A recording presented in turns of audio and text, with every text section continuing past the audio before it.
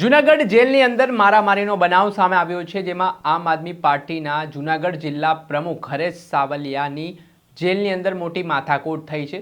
આ ઘટનામાં રાયોટિંગ, હત્યાનો પ્રયાસ તેમજ અલગ અલગ કલમો હેઠળ એ ડિવિઝન પોલીસ સ્ટેશન ખાતે ફરિયાદ પણ નોંધાઈ છે। શું સમગ્ર મામલો છે, કેવી રીતે આખી બબાલ થઈ, વિગતે વાત કરીએ। વૈષ્ણવજન તો તેને કહીએ જે પીડ પરાઈ જાનાને રે। નમસ્કાર દર્શક મિત્રો, નવજીવન ન્યૂઝમાં આપનું સ્વાગત છે। હું છું ફૈઝાન। આજથી થોડાક દિવસ પહેલા જૂનાગઢના વિસાવદર ખાતે જે મગફળી કેન્દ્ર આવેલા છે, ત્યાં આમ આદમી પાર્ટીના જૂનાગઢ જિલ્લા પ્રમુખ હરેશ સાવલિયા પોતાની ટીમ સાથે ત્યાં પહોંચ્યા હતા। આ દરમિયાન મજૂરો સાથે તેમની માથાકૂટ થઈ હતી, મામલો પીચક્યો હતો અને મારામારી સુધી પહોંચ્યો હતો।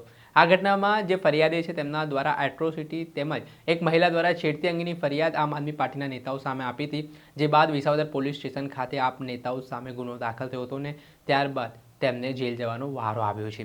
આ સમગ્ર ઘટનામાં જૂનાગઢ જેલમાં હાલ આપ નેતાઓ જ્યુડિશિયલ કસ્ટડીમાં છે, ત્યારે આ વચ્ચે ગઈકાલે રાત્રિ દરમિયાન જેલની અંદર મારામારીનો બનાવ સામે આવ્યો છે, જેમાં આપ નેતા હરેશ સાવલિયાની સામે જે આરોપી સામે જે કેદીઓ છે તેમની સાથે માથાકૂટ થઈ ને આ માથાકૂટ ઉગ્ર બની હોય તે પ્રકારની માહિતી કહેવાઈ રહી છે। ઘટનામાં જૂની અદાવત હોવાનું એક કારણ મનાઈ રહ્યું છે।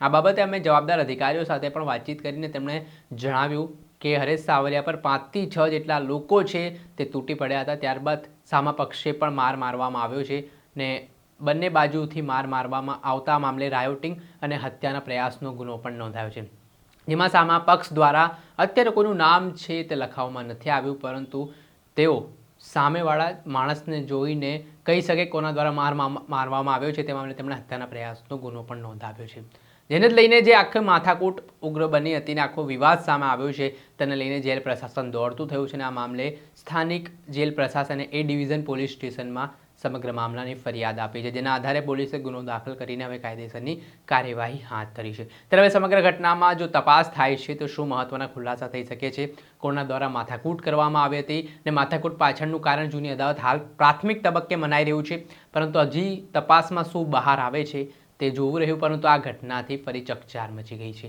દર્શક મિત્રો, આવા જ નવા વિડીયો સાથે આપણે માહિતગાર કરતા રહીશું, એટલે નવજીવન ન્યૂઝને લાઈક કરી લો, સબસ્ક્રાઇબ કરી લો અને વધુમાં વધુ શેર કરો।